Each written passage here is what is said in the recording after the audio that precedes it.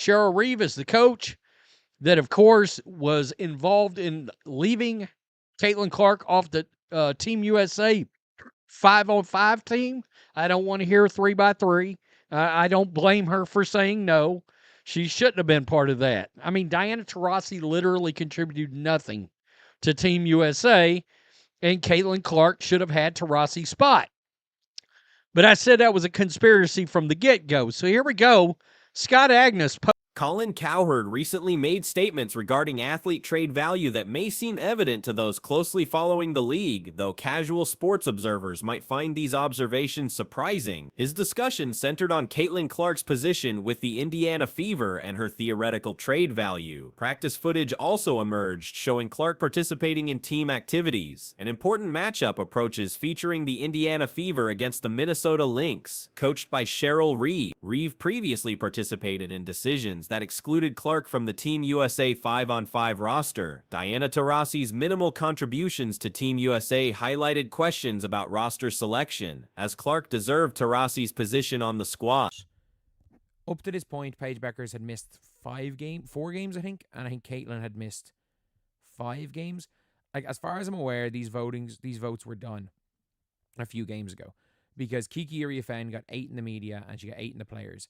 And Kiki Iriafen has had 3 absolute stinkers in a row. Like, Kiki Iriafen, if you look at the stats, I'm pretty sure is below Leah Boston in essentially every stat that matters. And her team's worse than Leah Boston's team.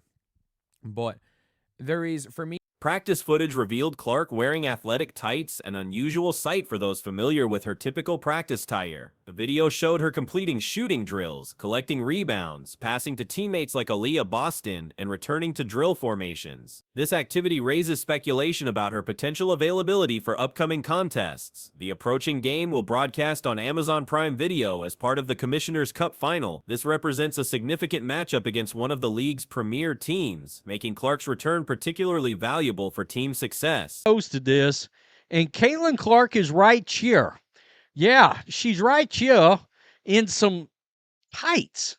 I've never seen Caitlin Clark in tights, I don't think. So here we go, right here. She's going through, getting some shots. There she is, grabbing her own rebound, passing the ball to Aaliyah, and heading to the back of the line. And it makes you wonder, is what's going on? Is there a possibility? Clark provided updates regarding her physical condition and availability timeline. She expressed feeling positive about her progress while maintaining a day-to-day status moving forward. Her goal involves positioning herself for game availability consistently, working closely with medical personnel to ensure proper physical preparation. She emphasized taking gradual daily steps toward full participation. Her practice participation remained limited, focusing primarily on non-contact shooting activities. The team prioritizes slow progression to prevent setbacks, concentrating on offensive skills without physical contact. This cautious approach reflects lessons learned from previous injury management. There's no real argument to Paige over Caitlin right now. Caitlin has won more games. Has won more games than Paige when she's been on the floor. Paige has won 3 games this season. Caitlin has won 5. Out of 9, I think Paige has played 13. And at the end of the day, look, I don't really care. It's not that egregious putting Paige above Caitlin. But as you can see, 4v9, Sabrina Ionescu. If you guys don't know the lore with Sabrina Ionescu, the players... Questions arise about her premature return from quad injury, particularly given her sudden availability alongside Sophie Cunningham after initial indications suggested extended absence. Concerns exist about whether her earlier return contributed to current limitations, with coaching staff bearing some responsibility for those decisions. Colin Cowherd's sports commentary spans approximately 2 decades, previously hosting what many considered the largest national radio sports program through ESPN. He recently identified the most untradeable athlete across all professional sports, the single player no team could realistically trade regardless of circumstances. Could they be targeting tomorrow night? This game, I went and looked, is on Amazon. I was like, is this on ESPN? Is this on a big network? I think it's a Commissioner's Cup final game. So, that's something to think about right there. Right here, yeah, Commissioner's Cup. And so that's a pretty big game. It's going to be on Amazon. Um, This designation depends heavily on career stage and timing, as trading elite quarterbacks like Patrick Mahomes differs significantly between their prime years versus late career periods. Several athletes beyond Clark qualify as essentially untradeable, including Mahomes, Josh Allen, and Jaden Daniels, all receiving recognition in Cowherd's analysis. Cowherd included MLB stars Shohei Ohtani and Aaron Judge among his top 7 athletes, though baseball presents different trade dynamics where virtually any player remains tradable under appropriate circumstances. The only NBA representative on Cowherd's list was Nikola Jokic of the Denver Nuggets, though his trade value might differ from others mentioned. Despite Jokic's 3 MVP awards and status among elite centers, modern basketball's evolution has diminished traditional center importance compared to historical periods. While exceptional, his position may not carry the same untradeable status as other athletes listed. What they're doing to Caitlyn, they did to Sabrina Ionescu before Caitlyn got there. And now they all pretend to love Sabrina. But, like, Sabrina, there was one year where she didn't get an all-star starter because she was, like, second in fan vote. She was, like, third in media vote. And she got, I think it was 19th in player vote. I think they voted her as the 19th best guard in the WNBA 2 seasons ago. And then didn't get a starter spot because of it. Alicia Gray, deservedly all-star. No questions about that. However, the dream of been...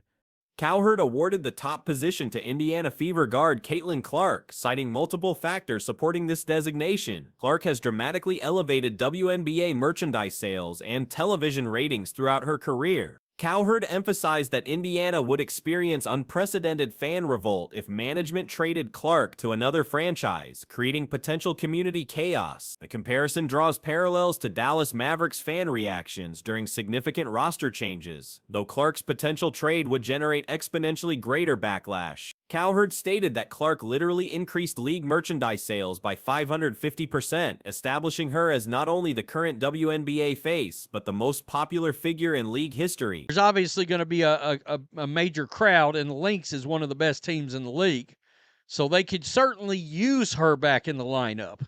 So Scott Agnes posted this. She did make some comments about where she felt like she stood. Yeah, I mean, I feel good. I'm going to be day-to-day from here on out, and doing everything I can to put myself in a position to play the next game every single time. You know, that's always my goal, is to be available for the next game, and doing everything I can with the medical staff to be able to get my body right, to be able to... Trading Clark would trigger absolute fan base rebellion, given her transformative impact on both the franchise and entire league. Her influence extends beyond individual performance to fundamental league growth and popularity expansion. Television ratings improvements under Clark's influence have been extensively documented and discussed across sports media platforms. Her untradeable status reflects both performance excellence and unprecedented cultural impact on women's professional basketball. Clark's personality and playing style align perfectly with Indiana's basketball culture and geographic positioning. Texas markets like Dallas would enthusiastically embrace Clark, as would various southern and midwestern communities that appreciate her approach to competition. I was about to say the dream of imploding, but they did beat the Liberty. Kelsey Mitchell over Caitlin Clark is kind of crazy. It is kind of crazy. Like, I don't even think Kelsey Mitchell, like, when it's all said and done, like, I think if you ask Kelsey Mitchell right now, she thinks she's the best player in the WNBA. I think when it's all said and done, I don't even think Kelsey Mitchell will put herself above Caitlin Clark. Skylar Diggins, I mean, fair enough. Fair enough. Kelsey Plum at 16th is wild. But in my opinion, the most wild one of all these is Jackie Young at 12th, down here at the bottom. So Jackie Young. Indiana represents an ideal location as the country's basketball heartland, with deep historical connections to the sport across multiple levels. This geographic and cultural alignment creates perfect circumstances for Clark's continued development and fan engagement. The Indiana Fever organization must prioritize surrounding Clark with optimal talent and coaching personnel to prevent potential future trade requests. The franchise cannot afford front office mismanagement that could motivate Clark to seek opportunities elsewhere within 2 years. Current coaching performance appears inadequate, while front office decisions like the Dana Evans situation represent significant failures in roster construction and management. Future organizational direction remains uncertain pending leadership evaluation. Do that, and but yeah, I feel good, and just going day by day.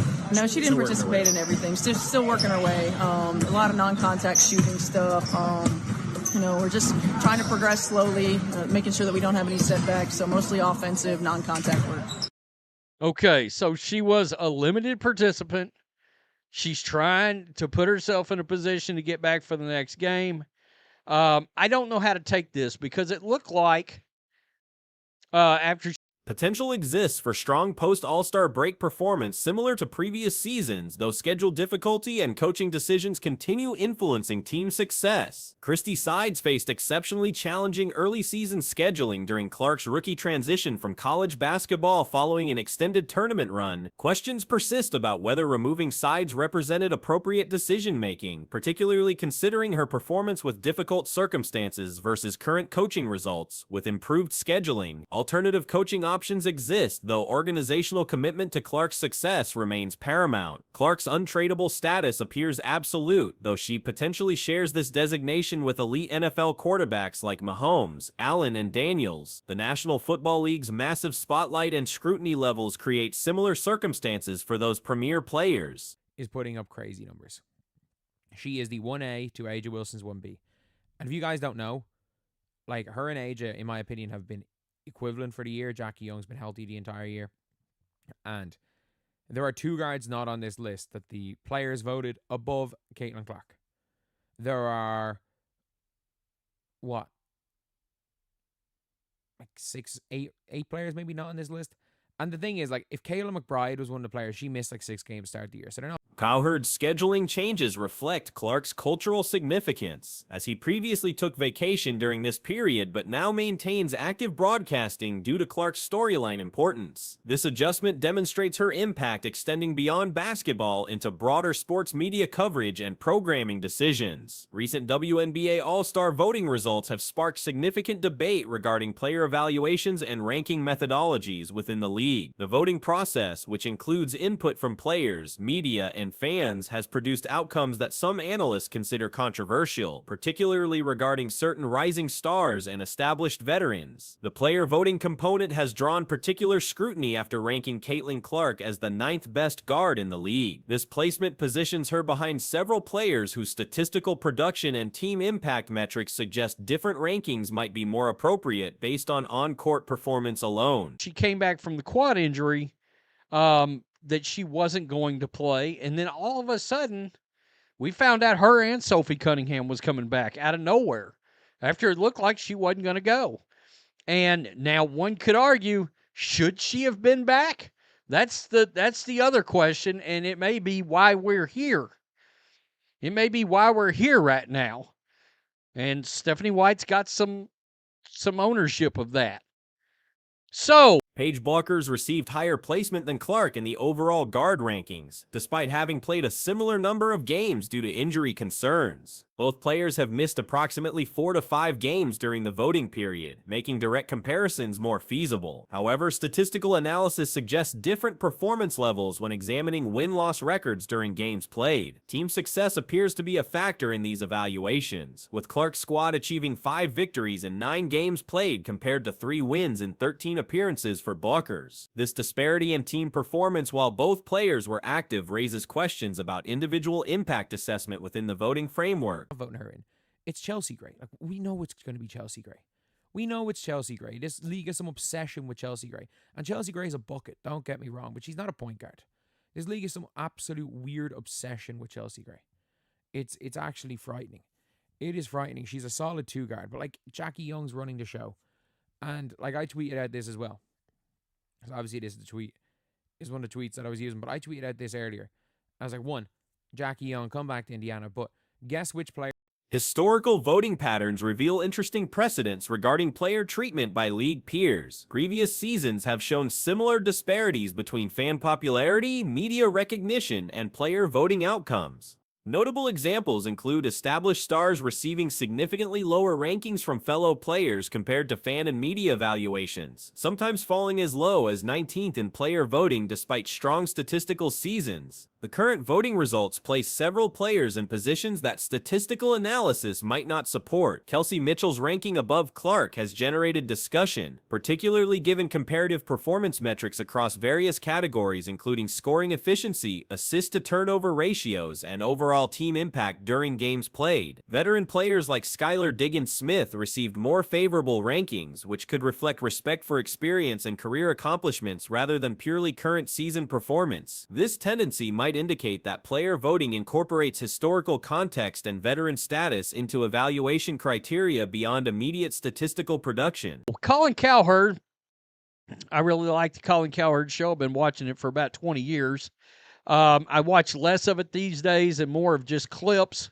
But when he was with ESPN, he had I believe it was the biggest national radio sports show in the country. May still be the biggest. But he has come out and made comments about the most single untradeable athlete in all of sports.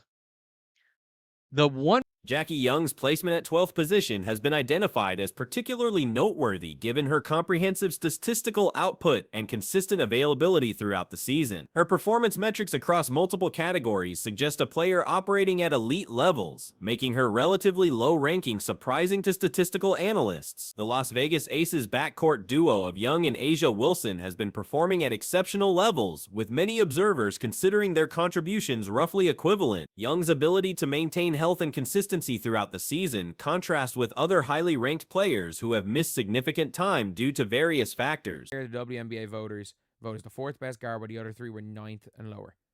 Kelsey Plum, 20.6, rounding up, 21, 6, and 1.5, just put at 1.5. 18, 5, 9, and 1.6 steals per game.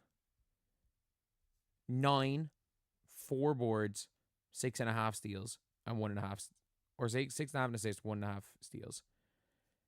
18, 4, 4, and 1.3 steals. Regional and institutional connections may influence voting patterns, with players from certain collegiate programs or geographic areas potentially receiving more favorable consideration from league peers. These informal networks could impact how players evaluate each other beyond pure basketball performance metrics. Chelsea Gray's continued high regard among players despite playing primarily as a shooting guard rather than point guard demonstrates the complexity of positional evaluation in modern basketball. Her reputation and past accomplishments appear to maintain influence over peer perceptions regardless of current role definitions. Statistical comparisons reveal significant disparities between rankings and production levels. Natasha Cloud's position ahead of several players with superior counting statistics and efficiency metrics illustrates how factors beyond raw numbers influence player evaluations within the league community. Person on one team that no matter what, a team cannot trade away at all. Now, look, this is all, this depends a lot on where's the player at in their career, yada, yada, yada, right? Trading Patrick Mahomes now versus trading him when he's 37, well, that's a lot different. And I do think there are some athletes besides. The voting methodology raises questions about whether current systems adequately capture player value and impact. Games played, team success, individual statistics, and intangible contributions all factor into these evaluations, but their relative weighting remains unclear from voting outcomes. Comparative analysis shows that some highly ranked players have achieved their positions despite playing fewer games or producing lower statistical outputs than competitors ranked below them. This pattern suggests that factors beyond immediate performance metrics significantly influence how players evaluate their peers.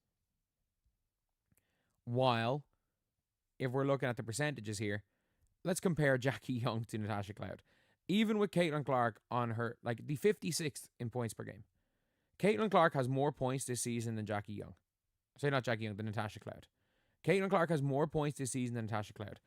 Natasha Cloud, I'm not joking when I say this, has played, am I right in saying she's played 8 more games than Caitlin Clark? I think she's played 8 more games than Caitlin. Team context appears crucial in these assessments, with players on successful franchises potentially receiving more favorable evaluations regardless of individual contribution levels. Conversely, players on struggling teams might face unfair penalties despite strong personal performance metrics. The disconnect between different voting constituencies highlights varying evaluation criteria across fan bases, media members, and active players. Each group appears to prioritize different aspects of player performance and value when making their assessments.